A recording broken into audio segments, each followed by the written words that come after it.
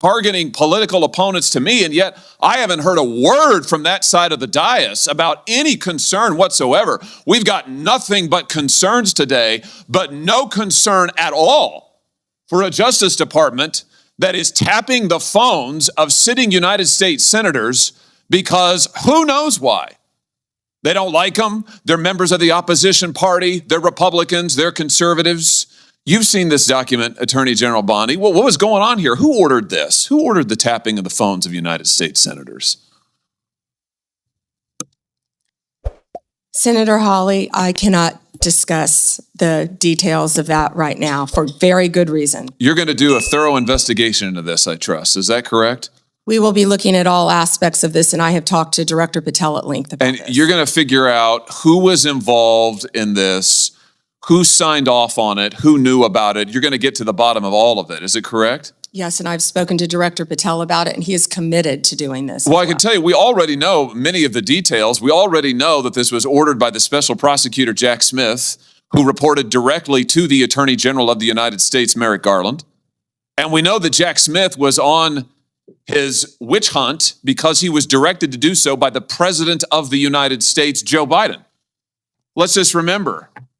Let's take a walk down memory lane. April 2nd, 2022, the New York Times. Garland faces growing pressure. The Times says as recently as late last year, that would have been 2021, Mr. Biden confided to his inner circle he believed former President Trump was a threat to democracy and should be prosecuted. It goes on to say that Biden was frustrated with Garland and wanted him to take decisive action against Trump. Here's what we're talking about. Trump, of course, was a private citizen at the time.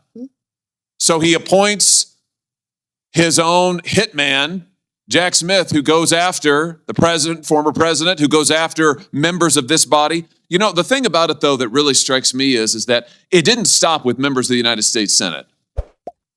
Did it, Attorney General Bondi? It didn't stop here at all. I mean, just as egregious, maybe more so than tapping the phones of U.S. senators, is this memo that I know you've seen before. Let's just look at it again. This is an FBI memo from the same time period, I might add, from the same time period, in which the Federal Bureau of Investigation attempts to recruit informants into Catholic parishes in this country. So here you have an administration that is activating the FBI against its political opponents and tapping the phones of United States senators. Can I just say that again for my colleagues, for the benefit of my colleagues on the other side of the dais? Tapping the phones of United States senators. This isn't hypothetical. This isn't maybe what will you do in the future. This isn't, oh, gee, can you imagine a situation? This happened. This happened. And this happened. The targeting of Catholics in this country because Joe Biden and his FBI didn't like Catholics who went to a certain kind of mass. I mean, good God in heaven. What is happening to this country? What happened under Joe Biden? Or then how about this? The infamous school board memo, where Merrick Garland, at the direction of the White House, issued a memo activating the FBI's counterterrorism division against parents who attended school board meetings and had the temerity to ask what their kids were being taught. And some of those parents were treated like this. Let's just remember. Let's remember how parents were treated. Treated like this man. A parent at a school board meeting, I think in Virginia, who was drug out of the school board meeting. He's bloodied there, you can see it.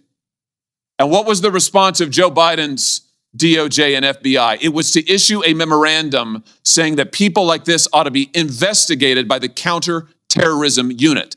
And unbelievably, they were. They were. Or how about this? Let's remember Mark Houck and the pro-lifers who were prosecuted for what? For going to a clinic, an abortion clinic, and praying on a sidewalk outside the abortion clinic. This is Mark Houck and his beautiful family at Mass. This man, at the direction of Joe Biden's FBI, this man had an FBI SWAT team come to his door in the early morning hours with his beautiful children there, terrorizing them with weapons drawn. He was then arrested and prosecuted. Unfortunately, a jury acquitted him. This is what was happening under Joe Biden. United States senators spied upon. Former presidents, the political opponents of the president at the time, targeted, prosecuted. Pro-lifers, targeted, prosecuted. Catholics, targeted, prosecuted. 92 conservative organizations put under surveillance, targeted for potential prosecution. Gee, I don't know. Would you call that an example of weaponization, Attorney General Bondi? Do you think that's a fair characterization? Senator Hawley, that is the ultimate weaponization. And weaponization under Donald Trump has ended. It has ended. Harmeet Dillon is running our civil rights unit, and she is doing an incredible job. No longer will parents be targeted. No longer will parents who care about whether their elementary school children have to read a transgender book be targeted and told they cannot have any say in their child's education. That has ended under this administration. People can worship freely, whether they're Catholics at synagogues or Muslims. Everyone can worship freely. That was the ultimate weaponization. They were targeting Catholics.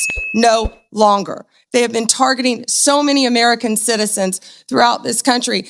And Senator Hawley, you have been a champion of this, and thank you for being a champion of that. But under Donald Trump's watch, it has ended. Hey everyone, welcome back to My Shock Filer. Today's clip is straight out of a political thriller, except it's real life. Senator Josh Hawley just dropped a bombshell during a Judiciary Committee hearing, asking point blank, who ordered the tapping of U.S. senators' phones? Yeah, this one's intense. Let's break it down. So here's what went down. Senator Josh Hawley came in fired up. He accused the Department of Justice of spying on 5 U.S. senators, saying it looked like political targeting. He demanded to know who ordered it, implying the move came from high up, maybe even Special Prosecutor Jack Smith, Attorney General Merrick Garland, or President Joe Biden himself. Hawley then laid out a series of examples, claiming the Biden administration weaponized the DOJ and FBI against parents at school board meetings, pro-life activists, and even Catholics. His point, the government was allegedly turning federal law enforcement on everyday Americans who disagreed politically. AG Pam Bondi, now the Attorney General, tried to keep calm. She didn't share much detail, saying she couldn't discuss specifics, but promised a full investigation. Later, she agreed with Hawley that what happened under Biden was the ultimate weaponization and claimed it had ended under Trump's administration. In simple words, Hawley accused the previous administration of abusing power. Bondi mostly agreed and promised accountability moving forward. Okay, wow. This hearing was like watching political TNT go off. Hawley was relentless, angry, passionate, and laser-focused. He didn't just question. He made it sound like a full-blown constitutional crisis. And honestly, if even half of what he's saying is true, tapping senators' phones? That's not just political drama, that's serious stuff. But Bondi's responses felt safe. She kept her cool, but also kept things vague. That kinda, "we'll investigate" answer sounds familiar, right? Like, how many times have we heard that before and never seen real follow-up? I get that she has to stay within legal lines, but transparency is what people want. Americans, left, right, center, all deserve to know when power is being abused. Here's my takeaway. Government power needs accountability. No matter who's in office, if the justice system is being used as a weapon, it's a threat to democracy. Period. We can't fix trust in the system if every side just points fingers. We need answers, not political spin. All right, guys, your turn. What do you think? Was Hawley overreacting? Or is this the kind of question every senator should be asking? Drop your thoughts in the comments below. If you're into real political breakdowns, sharp reactions, and unfiltered analysis, make sure to like, share, and subscribe to My Shock Filer. Stay curious, stay sharp, and stay shocked.